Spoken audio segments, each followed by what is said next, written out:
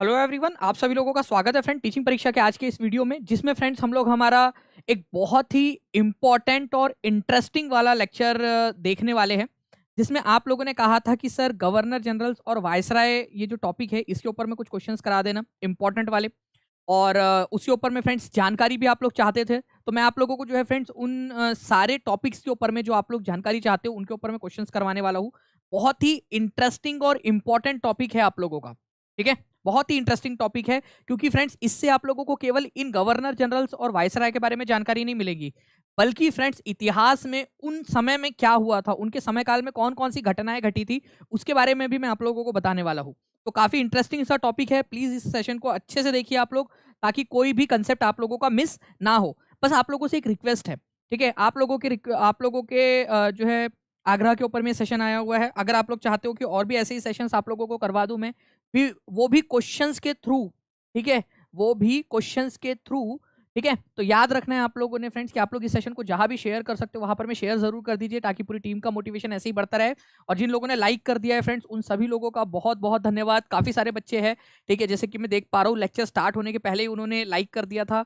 आप लोगों के इतने ज्यादा प्यार के लिए बहुत बहुत धन्यवाद फ्रेंड्स, और यही चीज है जो बेसिकली मुझे मोटिवेट करती है और ज्यादा काम करने के लिए। ठीक है जी।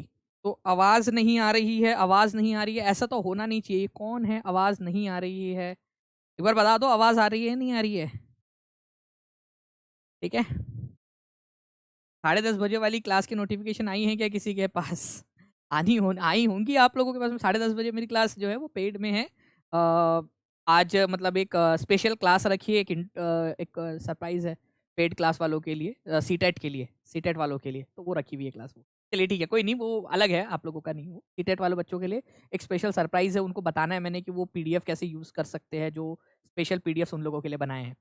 नाउ फ्रेंड्स, चलिए एक काम करते हैं। Lord Warren Hastings was the first governor general of Bengal by which act? Lord Warren Hastings किस अधिनियम द्वारा बंगाल के पहले गवर्नर जनरल बने थे, ये बताना है आप लोगों ने। एक्चुअली फ्रेंड्स वो जो सीटेट है ना, उनके लिए मैंने 4 जो है बुक्स उनको फ्री में दे रहे हैं हम, as a complimentary gift paid वाले स्टूडेंट्स को, जिसके अंदर में वो 2021-22 वाले जो पेपर्स थे, पूरे के पूरे 23 पेपर हिंदी और इंग्लिश दोनों में वो एक्सेस कर पाएंगे। ठीक है, उनको पूरा का पूरा वो वहां पर में पढ़ेंगे, हिंदी में भी और इंग्लिश में भी। एससी कैटेगरी से तो हो जाएगा राजेश कुमार आपका। गवर्नर जनरल जो है फ्रेंड्स, बंगाल की बात करें अगर हम लोग, तो आप लोगों को बता दूं, हमारे भारत में जब अंग्रेज आए तो हमारे भारत के अंदर में जो है फ्रेंड्स उन्होंने धीरे धीरे कब्जा करना स्टार्ट किया। ध्यान से समझो आप लोग, जब अंग्रेज भारत में आए तो उन्होंने धीरे धीरे कब्जा करना स्टार्ट किया। अंग्रेजों ने 3 अपने बेस बनाए थे, एक था बॉम्बे, एक था मद्रास और एक था बंगाल। ठीक है, एक था बॉम्बे, मद्रास और बंगाल। हर जगह पे क्या होता था, एक गवर्नर हुआ करता था पहले, गवर्नर हुआ करता था। अब इन्होंने क्या किया, गवर्नर के भी ऊपर में एक गवर्नर जनरल की पोस्ट बना दी। तो गवर्नर जनरल की पोस्ट कब बनाई गई? तो गवर्नर जनरल की पोस्ट बनाई गई थी रेगुलेटिंग एक्ट ऑफ 1773 के जरिए। बहुत इंटरेस्टिंग और इंपॉर्टेंट क्वेश्चन है, ध्यान रखना है आप लोगों ने, ये क्वेश्चन एग्जाम में पूछते हैं। जो बंगाल का गवर्नर रहेगा, अब उसका नाम क्या बोला जाएगा? गवर्नर जनरल बोला जाएगा। और ये गवर्नर जनरल जो है, ये अपने बंगाल का तो हेड रहेगा ही रहेगा, साथ ही साथ बॉम्बे और मद्रास जो प्रेसिडेंसी के गवर्नर है उनका भी बॉस रहेगा। मान लीजिए 3 बहू थी, ठीक है, सासू माँ ने क्या किया, एक बहू जो है वो टीचर बन गई। ठीक है, उसने दानिश सर से पढ़ाई की थी, दानिश सर के लेक्चर्स उसने अटेंड किए थे। रात के 9 बजे, 9:15 भी लेक्चर होते थे, 10:30 बजे भी लेक्चर होते थे, तो वो जाती थी, बड़ी मेहनत की। अब वो सरकारी टीचर बन गई, सरकारी बाबू बन गई उनकी बहू। तो मान लो कि आपकी सासू माँ ने आपको ज्यादा अधिकार दे दिए, कि बोला ठीक है, जो छोटी 2 बहुएं हैं ना, उनकी भी बॉस तुम हो, वो तुम्हारी बात मानेंगे, तुम जो कानून बनाओगी वही इनके ऊपर में भी लागू होगा। पहले तीनों अपना अलग अलग काम करते थे, अब जो बड़ी बहुरानी है, बंगाल वाली बहुरानी, उसको जो है ज्यादा अधिकार दे दिए, ठीक है, कानून बनाकर। तो ऐसा आप समझ लो, जस्ट समझने के लिए, कि बंगाल का जो गवर्नर रहेगा वो इन दोनों का भी बॉस रहेगा, ये याद रखना है आप लोगों ने। ठीक है, बॉम्बे और मद्रास का बॉस बना दिया गया बंगाल के गवर्नर को। बंगाल के गवर्नर को अब बंगाल का गवर्नर जनरल बोला जाएगा, सिर्फ गवर्नर नहीं, गवर्नर जनरल बोला जाएगा उसको। ऐसी ये बात थी, समझ गए ना आप लोग? तो ये हुआ था 1773 के जरिए। तो पहली बार गवर्नर जनरल की ये पोस्ट कौन से कानून के तहत आई थी? बताओ, कौन सा कानून था जिसके तहत पहली बार गवर्नर जनरल की पोस्ट आई थी? गवर्नर जनरल की पहली पोस्ट कौन से समय काल के अंदर में आई थी? ठीक है, तो आपको याद रखना है 1773 के अंदर में आई थी। और पहले गवर्नर जनरल बने थे वॉरेन हेस्टिंग। बहुत बहुत बहुत इंपॉर्टेंट क्वेश्चन है फ्रेंड्स, डायरेक्ट 1 नंबर दे सकता है आप लोगों को ये क्वेश्चन। गवर्नर जनरल कौन थे पहले बंगाल के? Warren Hastings, governor general of Bengal 1773 के अंदर में। तो ये थोड़ा सा आप लोगों को याद रखना है, इंपॉर्टेंट है। इसके अलावा जो है फ्रेंड्स, गवर्नर जनरल के बारे में अगर मैं आप लोगों को बात बताऊं, जो गवर्नर जनरल ऑफ बंगाल बने थे वॉरेन हेस्टिंग्स, इन्हीं के समय काल के अंदर में, ठीक है, 1784 में आप लोगों को पता होना चाहिए कि Asiatic society of India, Asiatic ठीक है सोसाइटी ऑफ इंडिया की स्थापना की गई थी। एशियाटिक सोसाइटी, तो एशियाटिक सोसाइटी की स्थापना कौन से गवर्नर जनरल के समय में की गई थी? तो वॉरेन हेस्टिंग के समय में की गई थी 1784 में। ये भी एक इंपॉर्टेंट क्वेश्चन बनता है, आगे मैं उसके ऊपर में भी क्वेश्चन कराऊंगा आपको। देखो, रिंग फेंस की नीति किसने अपनाई थी? रिंग फेंस, तो रिंग फेंस की नीति किसने अपनाई थी ये आप लोगों को बताना है। रिंग फेंस की नीति, रिंग फेंस की नीति किसने अपनाई थी? रिंग फेंस,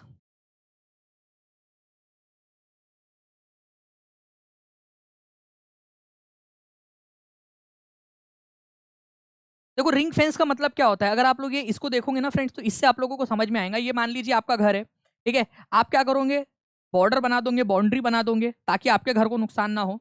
तो फ्रेंड्स ऐसे ही अंग्रेजों ने किया था। अंग्रेजों ने क्या किया, अपने इलाके के आसपास वाले जो राज्य थे उनको अपने साथ मिला लिया, और बाहर से जो हमला करने वाले थे, जो बाहर से हमला करने वाले थे उनको, ठीक है, पहले इन लोगों से सामना करना पड़ता था, इन लोगों से, इन राज्यों से सामना करना पड़ता था, ठीक है। जब तक ये इन राज्यों से लड़ रहे होते थे तब तक ये बंगाल का इलाका या अंग्रेजों का कोई भी इलाका है वो सुरक्षित हो जाता था, या फिर आप बोलो कि अपने आप को प्रिपेयर कर लेता था लड़ाई के लिए।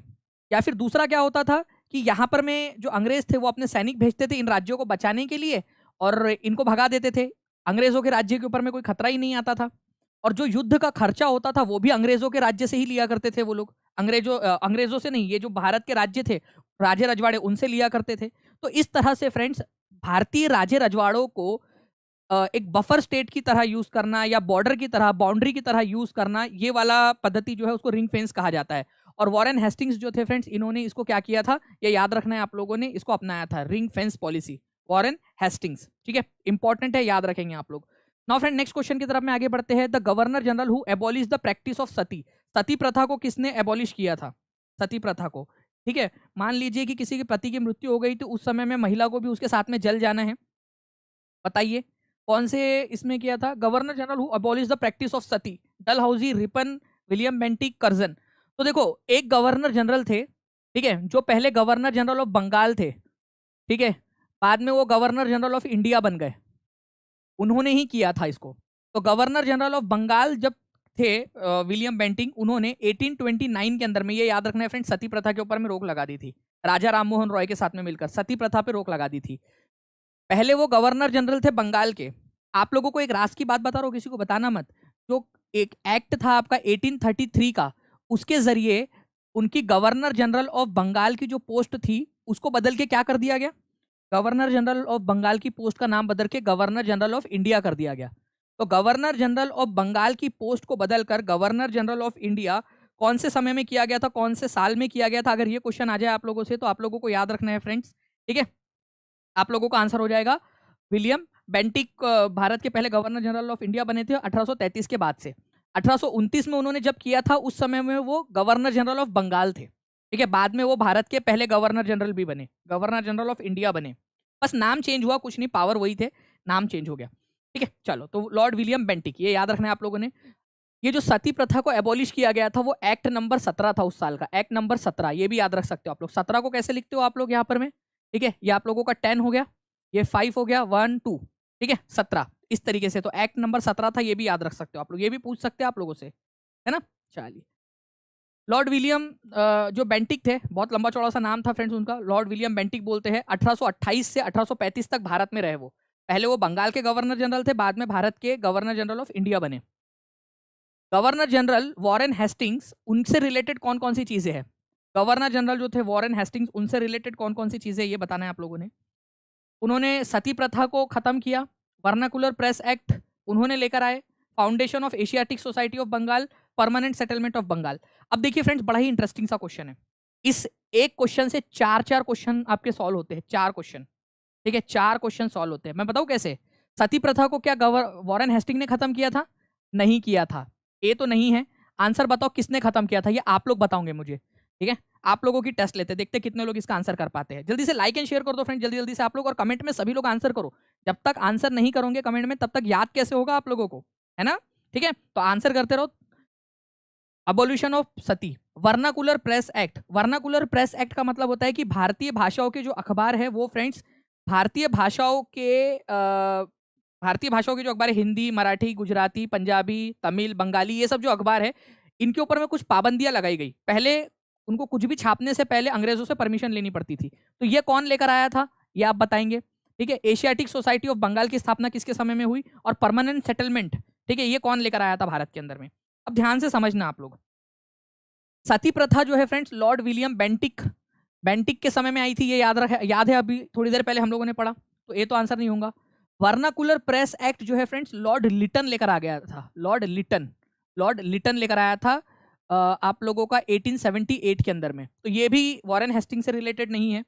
परमानेंट सेटलमेंट जो है फ्रेंड्स, ये भी नहीं होगा आंसर, क्योंकि ये लॉर्ड कॉर्नवेलिस के समय में आई थी। कॉर्नवेलिस, ठीक है, लॉर्ड कॉर्नवेलिस के समय में आई थी 1793 में, लॉर्ड कॉर्नवेलिस के समय में।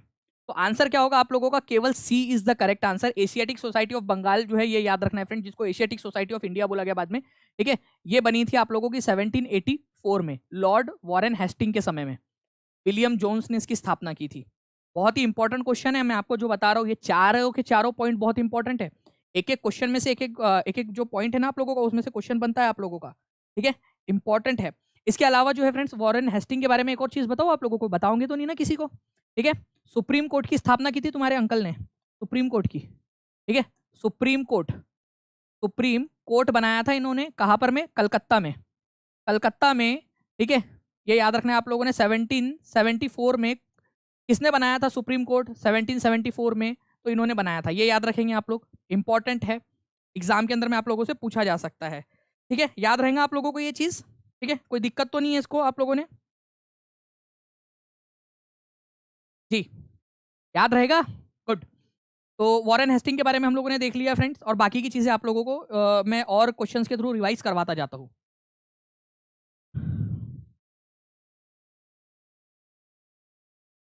Which of the following statement given below are correct? Warren Hastings was the first Governor General of Bengal. Lord William Bentinck was the first Governor of India. Lord Canning was the first Viceroy of India. Very good, very important question. Interesting one. आपको पता है friends, Bharat के अंदर में 3 तरह की post बनी अंग्रेजों के समय में, 3 तरह की पोस्ट बनी। कौन कौन सी पोस्ट थी वो? एक गवर्नर जनरल वाली पोस्ट है, एक है आप लोगों की गवर्नर जनरल ऑफ इंडिया की पोस्ट है, और एक वायसराय की पोस्ट है। तीनों पोस्ट अब ध्यान से समझना, क्योंकि इसमें काफी सारे बच्चे कंफ्यूज होते हैं। देखिए, अगर आप लोगों से बोला जाए ना फ्रेंड्स, गवर्नर जनरल की पोस्ट, ठीक है, governor general of Bengal, GGB, governor general of Bengal, तो तुम्हारे अंकल वॉरेन हेस्टिंग जो है ये बने थे। कौन से साल बने थे, ईयर आप लोग बताओ, ठीक है? आज कुछ तूफानी करते हैं, ईयर भी याद करेंगे हम लोग। वॉरेन हेस्टिंग कौन से साल में बने थे आप लोग बताओ मुझे। लॉर्ड विलियम बेंटिक, बताया ना, बेंटिक चचा जो है हमारे गवर्नर जनरल ऑफ इंडिया बने थे, कौन से ईयर में बने थे आप लोग बताओ मुझे, ठीक है, ईयर आप लोग बताएंगे मुझे, इसका भी ईयर बताओ, इसका भी ईयर बताओ। लॉर्ड कैनिंग, ये भारत के पहले वाइसराय थे, मैं आपको बता दूं ये सही है, लॉर्ड कैनिंग कौन से साल में बने थे ये भी आप बता दो मेरे को। देखो, अगर मैं आप लोगों से बात करूं, वॉरेन हेस्टिंग जो है पहले गवर्नर जनरल थे बंगाल के, ये बने थे फ्रेंड्स 1773 के अंदर में, 1773 का जो कानून था उसके जरिए, 1773 में। लॉर्ड विलियम बेंटिक 1833 में, बताया था ना आपको, 1833 का जो कानून था उसके जरिए बने थे। और लॉर्ड कैनिंग जो है फ्रेंड्स वायसराय बने, गवर्नर जनरल ऑफ इंडिया की पोस्ट का नाम बदल के वायसराय कर दिया गया था 1858 में। वेरी इंपॉर्टेंट क्वेश्चन, 1858 में गवर्नर जनरल ऑफ इंडिया की पोस्ट का नाम बदल के वायसराय कर दिया गया। पहले गवर्नर जनरल ऑफ बंगाल से गवर्नर जनरल ऑफ इंडिया किया गया, फिर गवर्नर जनरल ऑफ इंडिया से वायसराय नाम किया गया। तो तीनों के तीनों जो है आप लोगों की क्या है, सही है। तो आंसर आपका ऑप्शन नंबर डी हो जाएगा। कितने लोगों का सही था ये आंसर, मेरे को कमेंट करके बताएंगे जल्दी से हाथ ऊपर करके। जी हाँ सर, सही था आंसर, ठीक है। चलो, अब ईयर भी याद हो रहे ना, और प्रैक्टिस करा दूं आप लोगों को ईयर की, बताते जाएंगे आप लोग मेरे को। चलिए, नेक्स्ट क्वेश्चन की तरफ में आगे बढ़ते हैं friends. Who among the following abolish the dual system introduce by Robert Clive. देखो, ये तुम्हारा अंकल था रॉबर्ट क्लाइव, ये बंगाल का गवर्नर था, गवर्नर जनरल नहीं, गवर्नर, केवल गवर्नर। गवर्नर जनरल से पहले गवर्नर हुआ करते थे, बताया ना मैंने आप लोगों को। तो बंगाल का गवर्नर ऑफ बंगाल था ये सफेद मुहे ने क्या किया, बंगाल के अंदर में एक ऐसा सिस्टम लागू किया जिससे कि हमारे देश में बंगाल को बड़ा नुकसान हुआ। यहाँ पर मैं, ठीक है, पैसा, टैक्स का पैसा कौन लेगा? अंग्रेज। लेकिन जो प्रशासन है वो कौन चलाएगा? वहां का नवाब। अब आप बताओ, ठीक है, आपकी सैलरी जो है वो मैं अपने अकाउंट में मंगवा लूंगा, आप लोगों को जॉब लग जाएंगी। जब आपकी सैलरी मैं अपने अकाउंट में मंगा लेता हूँ, टीचिंग आप कर लेना, ठीक है, आप लोग पढ़ा लेना वहां पर, मैं जाकर स्कूल के अंदर में आपकी सारी सैलरी मैं अपने अकाउंट में मंगवा लूंगा। चलेगा क्या आप लोगों को? नहीं चलेगा ना। ऐसे भाई आप काम कर रहे हो तो आपको सैलरी चाहिए होगी, आपको घर का खर्चा रहेगा, आने जाने का खर्चा रहेगा, ठीक है, गाड़ी खरीदोगे या बस से जाओगे, जिससे भी जाओगे, या स्कूटी खरीदोगे, जो भी करोगे आप, तो उसके लिए पैसे लगेंगे। तो भाई ये क्या किया तुम्हारे अंकल ने, रॉबर्ट क्लाइव ने? इसने जो है ये बोला कि डुअल सिस्टम, पैसा अंग्रेजों के पास जाएगा लेकिन प्रशासन जो है वो कौन चलाएगा? बंगाल चलाएगा, बंगाल का नवाब चलाएगा, ठीक है, नवाब चलाएगा। तो ये जो सिस्टम था friends, dual system, Warren Hasting जब बंगाल के गवर्नर जनरल बने तो उन्होंने क्या किया? बोला रॉबर्ट, ठीक है, तुम्हारा सिस्टम गलत था। तो वॉरेन हेस्टिंग जब 1773 के अंदर में गवर्नर जनरल बने, बंगाल के गवर्नर जनरल ऑफ बंगाल, तो उन्होंने इस सिस्टम को ही खत्म कर दिया था। ये याद रखना है आप लोगों ने। तो आंसर हो जाएगा आप लोगों का, तो रॉबर्ट क्लाइव ने इसको किया था इंट्रोड्यूस, डुअल सिस्टम को, और वॉरेन हेस्टिंग ने इसको खत्म किया। तो ये भी आपको याद रखना है, बड़ा ही इंपॉर्टेंट क्वेश्चन है आप लोगों का, ठीक है। कुछ लोग बोल रहे चलेगा सर, चलो ठीक है, भगवान देख लो, देख रहे हो ना, बच्चे लोग बोल रहे चलेगा चलेगा, अब इनकी इच्छा पूरी कर ही दो आप, ठीक है। इनका अकाउंट जो है ना, इनका जो भी सैलरी अकाउंट रहेगा वो मेरे से लिंक कर दो, पैसे इनको पढ़ाने इनको दो, ठीक है। वॉरेन हेस्टिंग जो है फ्रेंड्स 1773, ये याद रखना है आप लोगों ने, इन्होंने इसको डुअल सिस्टम को खत्म कर दिया था, दोहरी व्यवस्था को समाप्त कर दिया था। Next question, during the governor general of Lord Dalhousie first telegraph line let down between, telegraph का इस्तेमाल कितने लोगों ने किया है? सर हमने किया है, रोज करते हैं सर, आप हमको तो मैसेज भी भेजते हो टेलीग्राफ के ऊपर में ना, आपके ग्रुप में हम जुड़े हुए हैं, टीचिंग परीक्षा ऑफिशियल टेलीग्राफ ग्रुप के ऊपर में। अरे मेरे लाल, मेरे हरे, मेरे नीले, मेरे पीले, जो टीचिंग परीक्षा का ऑफिशियल टेलीग्राम ग्रुप है वो टेलीग्राम ग्रुप है, वो टेलीग्राफ ग्रुप नहीं है, ठीक है। काफी सारे बच्चे बोलते हैं सर हम तो यूज ही करते हैं टेलीग्राफ, टेलीग्राम है वो, टेलीग्राम, ये टेलीग्राफ है। तो आपको बताना है कि टेलीग्राफ लाइन कब बनी थी? टेलीग्राफ का मतलब होता है तार, ठीक है, टेलीग्राफ।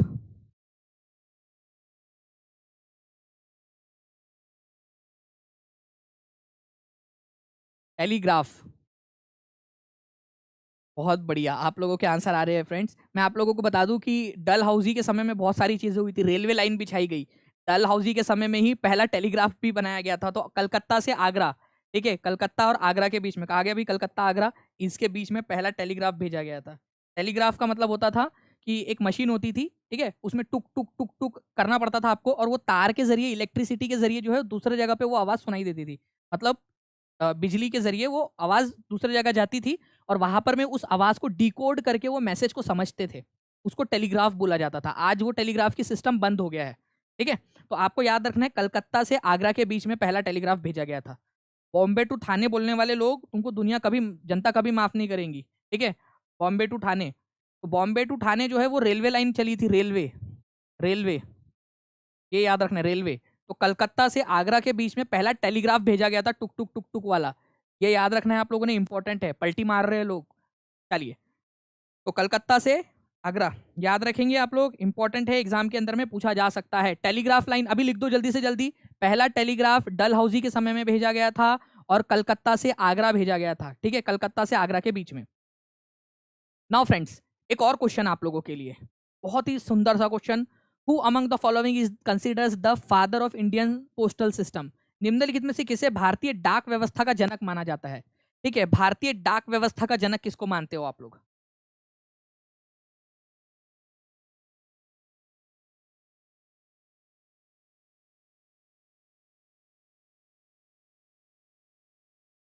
भारतीय डाक व्यवस्था का जनक किसको माना जाता है?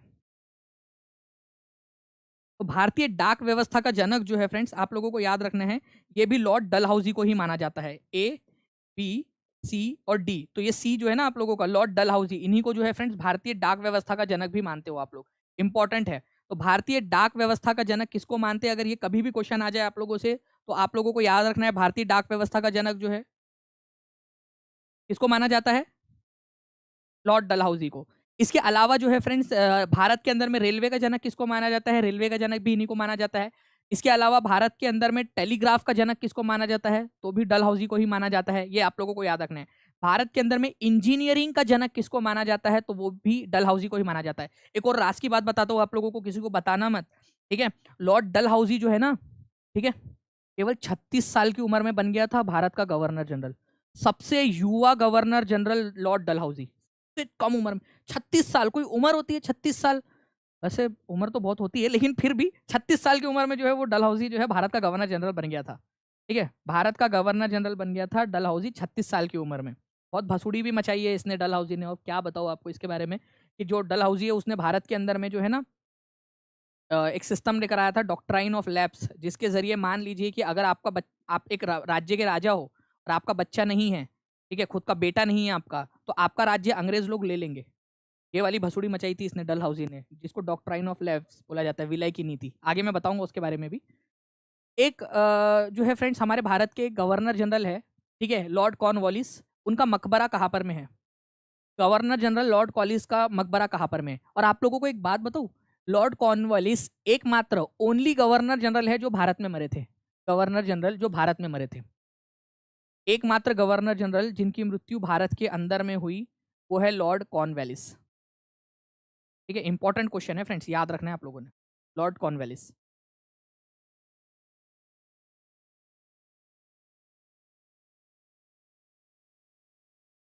जी, तो आंसर जो है फ्रेंड्स आप लोगों का हो जाएगा गाजीपुर के अंदर में। ठीक है, उत्तर प्रदेश गाजीपुर के अंदर में इनका मकबरा है, ये आप देख सकते हो। अच्छा, लॉर्ड कॉर्नवालिस जो है फ्रेंड्स, ये आपको याद रखना है, 2 बार भारत के गवर्नर जनरल बने थे।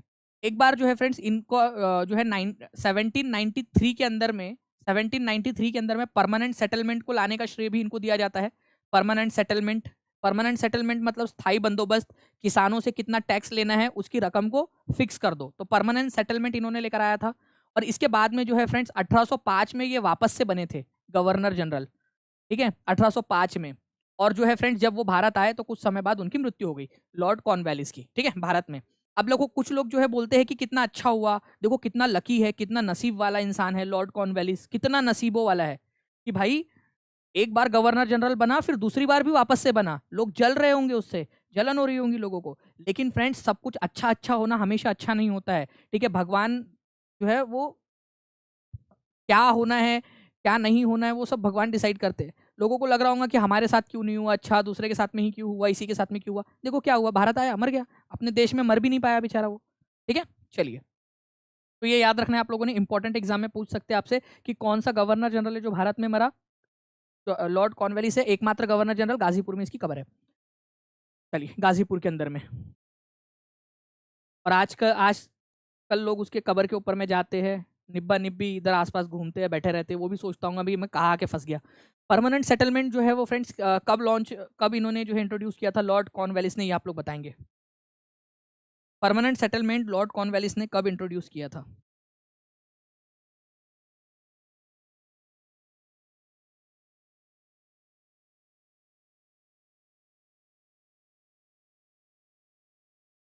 देखिए, लॉर्ड कॉर्नवालिस जो थे इन्होंने परमानेंट सेटलमेंट लेकर आए थे फ्रेंड्स भारत के अंदर में। परमानेंट सेटलमेंट का मतलब होता है आप लोगों का कि भाई जो किसान है, ठीक है, और जो जमींदार है, जो जमींदार किसानों से टैक्स वसूल करेगा और वो अंग्रेजों को लाकर देगा, तो जमींदार ने जो अमाउंट अंग्रेजों को देना था वो फिक्स कर दिया गया था।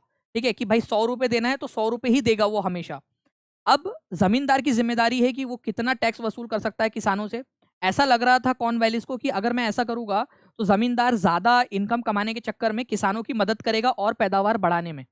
बट ऐसा हुआ नहीं, परमानेंट सेटलमेंट फेल हो गया था। तो परमानेंट सेटलमेंट जो है 1793 में, स्थायी बंदोबस्त जिसको जमींदारी बंदोबस्त भी बोला जाता है, जमींदारी, क्योंकि इसी में फ्रेंड्स जमींदार जो थे उनको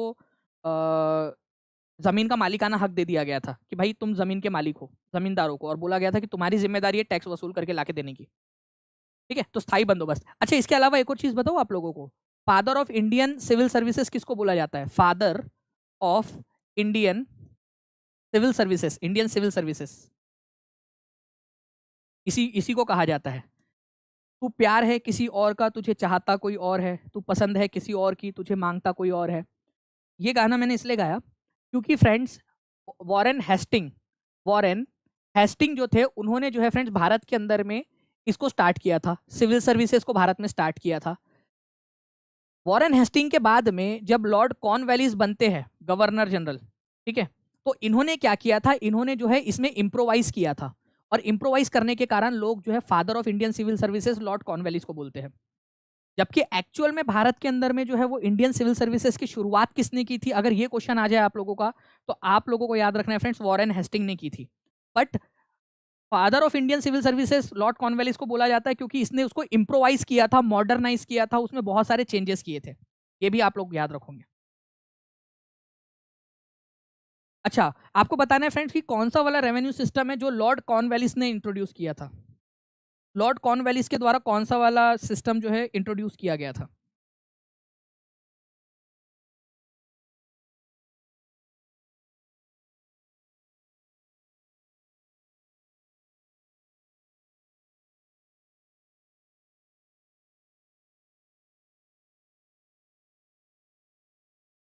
जी, तो कॉर्नवालिस जो है फ्रेंड्स, इन्होंने, आप लोगों को याद रखना है, कॉर्नवालिस इन्होंने परमानेंट सेटलमेंट लेकर आए थे। Permanent settlement, permanent, permanent settlement, ठीक है, सेटलमेंट, ठीक है, परमानेंट सेटलमेंट, जिसको स्थायी बंदोबस्त भी बोला जाता है या फिर आप लोग जमींदारी बंदोबस्त भी बोलते हो। लेकिन फ्रेंड्स इसका एक दूसरा वाला नाम और है, इस्तमरारी। क्या बोलते हो आप लोग इसको?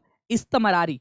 तो आप लोगों से कभी अगर मान लीजिए बोला जाए कि भाई इस्तमरारी सिस्टम कौन लेकर आया था, ठीक है, अरे रैयतवारी वालों, तुम्हें जनता कभी माफ नहीं करेंगी, रैयतवारी सिस्टम साउथ इंडिया में था, ठीक है, तो साउथ इंडिया था, वहां पर में रैयतवारी सेटलमेंट था। यहाँ पर में बात हो रही है बंगाल की, तो लॉर्ड कॉर्नवालिस जो है वो गवर्नर जनरल थे, governor general of Bengal. Bengal के अंदर में उन्होंने परमानेंट सेटलमेंट स्टार्ट किया था, और परमानेंट सेटलमेंट को ही इस्तमरारी सेटलमेंट बोला जाता है या इस्तमरारी सिस्टम बोला जाता है।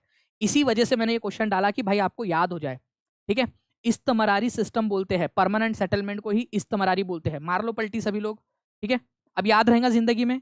अब कभी भी अगर एग्जामिनर ने आप लोगों के साथ में जो है आप लोगों के साथ में ये कर दिया, ठीक है, खेला कर दिया, तो अब याद रहेगा ना आप लोगों को, इस्तमरारी सेटलमेंट या इस्तमरारी सिस्टम बोला जाता है परमानेंट सेटलमेंट को ही, या स्थायी बंदोबस्त को ही बोलते हो आप लोग, ठीक है। चलिए, अच्छा, रेवतवारी सेटलमेंट की बात आई थी, मैं आप लोगों को बता दूं साउथ इंडिया में था ये, साउथ इंडिया में, साउथ इंडिया, या फिर आप लोग इसको मद्रास में भी बोल सकते हो, मद्रास में, साउथ इंडिया में, मद्रास में, ये यहाँ पर में, ये वाला जो इलाका था ना, यहाँ पर में रेवतवारी सेटलमेंट था, रेवतवारी सेटलमेंट। महलवारी सेटलमेंट की बात करूं तो ये इस इलाके में था, नॉर्थ वेस्ट वाले इलाके में, महलवारी सेटलमेंट। और बंगाल के इलाके के अंदर में अगर हम लोग बात करेंगे तो यहाँ पर में था परमानेंट सेटलमेंट, कॉर्नवालिस वाला, जिसको इस्तमरारी भी बोला जाता है, ठीक है। चलो याद रखना आप लोग, इंपॉर्टेंट एग्जाम में पूछ सकते हैं आप लोग। नाउ फ्रेंड्स, नेक्स्ट है आप लोगों का, निम्नलिखित में से किसने अंततः मराठा पेशवा को अपने पद से हटा दिया, उसके क्षेत्रों पर कब्जा कर लिया और उसे दूर स्थान पर भेज दिया। देखिए, मराठा जो है ना फ्रेंड्स, आप लोगों ने बाजीराव मस्तानी मूवी देखी होंगी, तो इस इलाके के ऊपर में मराठा लोगों का कब्जा था। एक समय तो ये लोग दिल्ली तक भी पहुंच गए थे, और इधर में उड़ीसा वगैरह तक भी पहुंच गए थे, दक्षिण भारत तक भी, बट मेनली ये वाला इलाका था मराठा लोगों का, है ना। और मराठाओं का एक होता था पेशवा, आप लोगों ने देखा ही है बाजीराव मस्तानी के अंदर में, पेशवा, पेशवा बाजीराव मल्हार। तो फ्रेंड्स धीरे धीरे धीरे धीरे क्या हुआ, मराठा साम्राज्य कमजोर हो गया। मराठा साम्राज्य को जो है, मराठा साम्राज्य में से पेशवा की पोस्ट को ही खत्म कर दिया, और आखिरी पेशवा बाजीराव दो, ठीक है, बाजीराव दो, इनको इनकी पोस्ट से हटा दिया गया और उनको दूर भेज दिया गया। दूर कहां पर में भेजा गया, ठीक है, यहां पर में दूर, ठीक है, दूर भेज दिया गया। कानपुर के पास में बिठूर नाम की जगह है, क्या जगह है, बिठूर, कानपुर के पास में बिठूर नाम की जगह है, वहां भेज दिया गया उनको, उनके पूरे परिवार के साथ में वहां भेज दिया गया। किसके समय में, हेस्टिंग्स के समय में, डलहौजी के समय में, वेलेस्ली के समय में, या कॉर्नवालिस के समय में। तो आप लोगों को याद रखना है फ्रेंड्स कि लॉर्ड हेस्टिंग्स जो है वो दो नाम के हेस्टिंग्स हुए, एक हुआ है आप लोगों का वॉरेन हेस्टिंग्स, और एक हम लोग लॉर्ड हेस्टिंग्स बोलते हैं एक व्यक्ति को, ठीक है, सिंपल सा लॉर्ड हेस्टिंग्स बोला जाता है। 1813 से लेकर 1823 तक वो रहे, दो हेस्टिंग्स हुए हैं। एक हेस्टिंग्स जो है आप लोगों को याद रखना है 1773 से लेकर, ठीक है, 1793 तक, ओके, रफली ये जो है क्या रहे, भारत के गवर्नर जनरल ऑफ बंगाल रहे, गवर्नर जनरल ऑफ बंगाल रहे, ठीक है, हेस्टिंग, लॉर्ड वॉरेन हेस्टिंग। इनको जो है फ्रेंड्स, ये जो आपके लॉर्ड हेस्टिंग्स थे, सिर्फ लॉर्ड हेस्टिंग इनको बोला जाता है, ये 1813 से 1823 तक थे। इन्होंने क्या किया था 1818 के अंदर में, 1818 में 1818 के अंदर में जो पूना नाम की जगह थी, वहां से पेशवाशिप को खत्म करके बिठूर में शिफ्ट कर दिया था, उनकी पोस्ट भी खत्म कर दी थी। इन्हीं के बेटे थे, दत्तक गोद लिए हुए बेटे जो है नाना साहेब, उन्होंने विद्रोह किया था 1857 के अंदर में। तो लॉर्ड हेस्टिंग, ये याद रखना है आप लोगों ने। दूसरे वाले इनको लॉर्ड हेस्टिंग टू भी बोल सकते हो आप लोग, अगर कंफ्यूजन हो रहा हो तो, याद रखने के लिए बस। Now friends, who among the following is known as father of Indian civil services? बताओ, father of Indian civil services किसको कहा जाता है?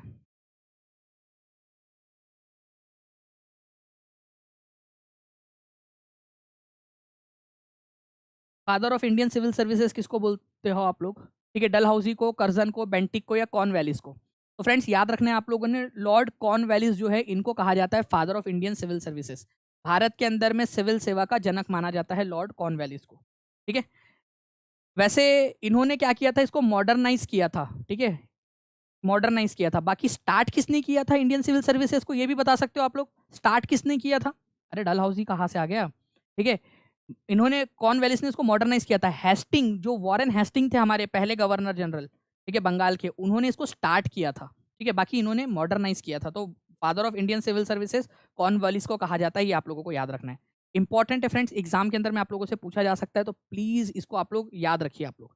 ओके, चलिए नेक्स्ट क्वेश्चन की तरफ में आगे बढ़ते हैं आप लोगों के। हम लोग आपको बताना है, who was the first Indian ruler to accept subsidiary alliance offered by Lord Wellesley? देखिए फ्रेंड्स, ये जो लॉर्ड वेलेस्ली है ना, ये बड़ा ही खूंखार खतरनाक सा इंसान था, बड़ा ही चालाक चतुर टाइप का इंसान था ये। ओके, चालाक और चतुर टाइप का इंसान था। इसके बारे में बताता हूँ मैं आप लोगों को कुछ चीज़ें, आप लोगों को ध्यान रखना है। थोड़ा सा इसको मैं इधर साइड कर दूँ ताकि आप लोगों को दिखे ये।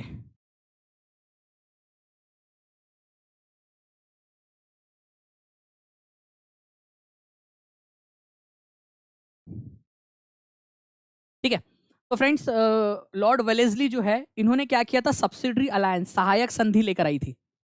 सहायक संधि का मतलब क्या है कि अगर मान लीजिए कि कोई भी राज्य, फॉर एग्जांपल हैदराबाद राज्य है, ठीक है, हैदराबाद अगर ये सब्सिडरी अलायंस कर लेता है अंग्रेजों के साथ में, सब्सिडरी अलायंस को साइन कर लेता है, तो हैदराबाद अपनी खुद की सेना नहीं रख पाएगा, खुद की सेना नहीं रखेगा।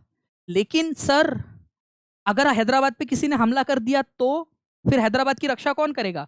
तो हैदराबाद की रक्षा करेगा अंग्रेज। ठीक है, अंग्रेज सेना, अंग्रेजी सेना जो है वो हैदराबाद की रक्षा करेंगी। उसके बदले में अंग्रेजों को क्या मिलेगा सर? तो अंग्रेजों को मिलेंगे पैसे। ठीक है, पेमेंट मिलेंगी, पैसे मिलेंगे, और हैदराबाद के अंदर में अपने सैनिक रखने की छूट मिलेंगी कि हैदराबाद के अंदर में अंग्रेज अपनी सैनिक रख पाएंगे। इससे क्या हुआ, दूर की सोची इसने। ठीक है, ये बड़ा शातिर था, इसके दिमाग के अंदर में ना, मतलब बहुत बड़े बड़े विचार आते थे, दूरदृष्टि का था ये। इसने क्या किया, इसने सोचा कि भाई एक काम करते, इन लोगों को सेना से वंचित कर देते, धीरे धीरे ये लोग अपनी सेना से जो है, इनका सेना खत्म हो जाएंगी और हमारे पे डिपेंडेंट हो जाएंगे ये लोग, तो बाद में जाकर हम इनके राज्य पे कब्जा कर सकते हैं। तो सब्सिडरी अलायंस, सहायक संधि पर हस्ताक्षर करने वाला सबसे पहला था हैदराबाद ऑफ, ठीक है, निजाम, मतलब निजाम ऑफ हैदराबाद, हैदराबाद का जो निजाम था, उन्होंने इसके ऊपर में सबसे पहले हस्ताक्षर किए थे। बहुत ही इंपॉर्टेंट है, याद रखना है आप लोगों ने। ठीक है, नाउ फ्रेंड्स, अब मैं आप लोगों को थोड़ा सा बताता हूँ। सबसे पहली बात तो, सहायक संधि लेकर कौन आया था? तो सहायक संधि लेकर आया था लॉर्ड वेलेस्ली। ये एक चीज याद रखो आप लोग।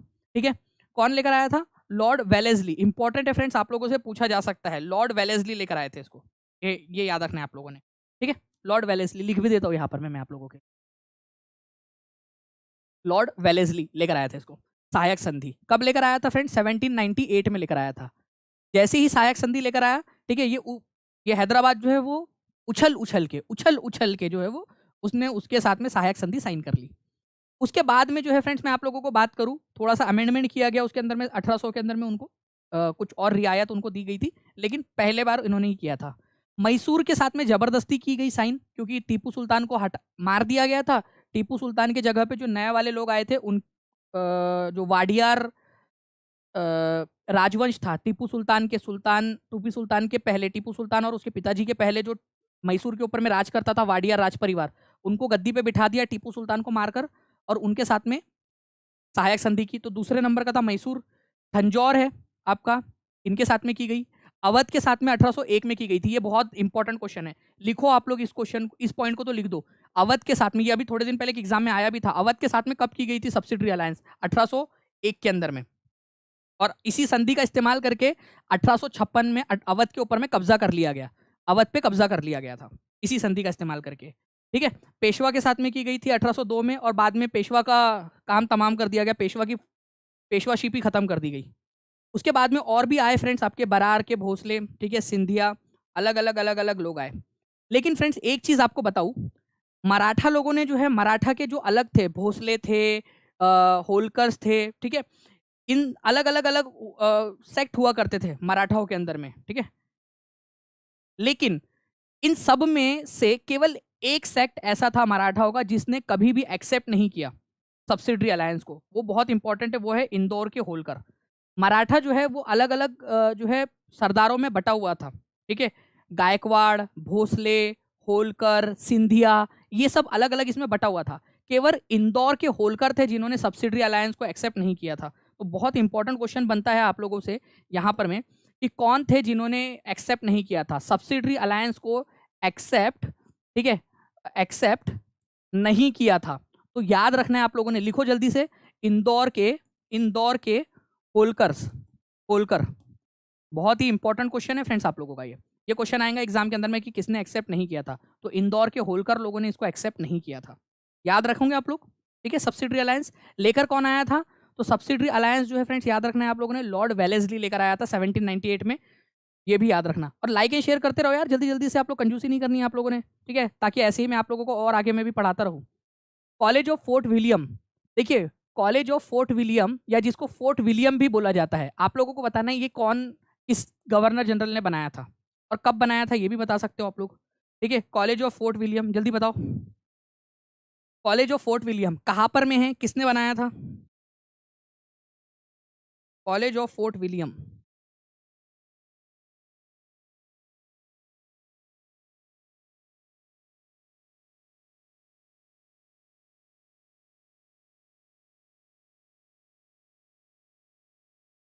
जी। तो आप लोगों को याद रखना है फ्रेंड कि फोर्ट विलियम कॉलेज जो है ये आप लोगों का कलकत्ता में है, ठीक है, कलकत्ता में बनाया गया था, जिसको आज आप लोग कोलकाता बोलते हो। फोर्ट विलियम कॉलेज या फोर्ट विलियम आज भी है फ्रेंड्स, आप लोग देखोगे, आप लोग जाके देख सकते हो, ठीक है। और ये बनाया था तुम्हारा अंकल लॉर्ड वेलेस्ली ने, रिचर्ड वेलेस्ली जो थे, इन्होंने सन 1800 में बनवाया था इसको। बहुत ही फेमस और इंपॉर्टेंट क्वेश्चन है, इसको भी इंपॉर्टेंट है, मार्क करो इसको। Fort William, Lord Wellesley. Lord Wellesley के बारे में आप लोगों ने क्या देखा फ्रेंड्स, इन्होंने ही क्या किया था, सब्सिडरी अलायंस वाली जो संधि थी, सब्सिडरी अलायंस, ठीक है, अलायंस, इसको ये लोग ये लेकर आए थे सब्सिडरी अलायंस को, कब? 1798 में। और हैदराबाद जो है वो पहला था जिसने इसको साइन किया था, रिचर्ड वेलेस्ली। इन्होंने ही क्या किया, सन 1800 में फोर्ट विलियम कॉलेज की स्थापना की कलकत्ता में। तो पहला क्वेश्चन बनता है कि फोर्ट विलियम कॉलेज कहाँ पर में है? तो फोर्ट विलियम कॉलेज जो है फ्रेंड्स आप लोगों को याद रखना है, ये आप लोगों को मिलेगा कहाँ पर में, फोर्ट विलियम कॉलेज, ठीक है, कलकत्ता में मिलेगा आप लोगों को, कलकत्ता के अंदर में। दूसरी चीज आपको याद रखना है कि सब्सिडरी अलायंस इन्होंने ही लेकर आए थे, इंपॉर्टेंट पॉइंट है, एग्जाम के अंदर में आप लोगों से पूछा जा सकता है, ठीक है। चलो गुड। तो देख सकते हो आप लोग फ्रेंड्स, ये फोर्ट विलियम आज भी है कलकत्ता में, आप लोग जाओ तो देख सकते हो कोलकाता के अंदर में, ठीक है। तो जो है फ्रेंड्स यहाँ पर मैं इसको हम लोग एक रखते हैं। मैं आप लोगों से कुछ सवाल पूछूंगा, अब आप लोग यहाँ तक के सवाल के जवाब दीजिए, उसके बाद में हम लोग आगे बढ़ेंगे। मैं कुछ सवाल पूछ रहा हूँ, आप लोग मेरे को बताइए जल्दी से कि सती प्रथा जो है वो कौन से साल में, कौन से ईयर में खत्म हुई थी सती प्रथा, और कौन से वाले गवर्नर जनरल ने जो है उसको खत्म किया था। आपको बताना है कि गवर्नर जनरल ऑफ बंगाल की पोस्ट कौन से साल बनी थी, पोस्ट कौन से साल, कौन से कानून के जरिए बनी थी, कौन से साल वाले कानून के जरिए बनी थी, ठीक है। आपको बताना है गवर्नर जनरल ऑफ इंडिया की जो पोस्ट है वो कौन से साल में बनी थी, और पहले गवर्नर जनरल ऑफ इंडिया कौन थे, ठीक है। आप लोगों को बताना है कि वायसराय वाली पोस्ट कौन से साल बनी थी और पहले वायसराय कौन थे, ये आप लोग मेरे को कमेंट करके बताओगे। जल्दी से देखते कितने लोग जल्दी जल्दी से इसका आंसर कर पाते हैं, ओके। क्योंकि फ्रेंड्स मेरी 10:30 बजे जो है ना एक क्लास है सीटेट वाली के अंदर में, पेड के अंदर में, ठीक है, इसी वजह से इसको हम लोग कंटिन्यू करेंगे कल वाले लेक्चर के अंदर में। और आज जो मैंने पढ़ाया है ना उसकी मैं टेस्ट भी लूंगा आप लोगों के साथ में, ठीक है, आप लोगों से टेस्ट लूंगा ताकि आप लोग इसको पढ़कर आए अच्छे से। तो इसको क्या करना है, आप लोगों ने अच्छे से पढ़ना है। टीचिंग परीक्षा का जो टेलीग्राम ग्रुप है फ्रेंड्स उसमें भी ज्वाइन हो सकते हो आप लोग। आज लास्ट डे है आप लोगों का, आपको बता दूं मैं, होली ऑफर का।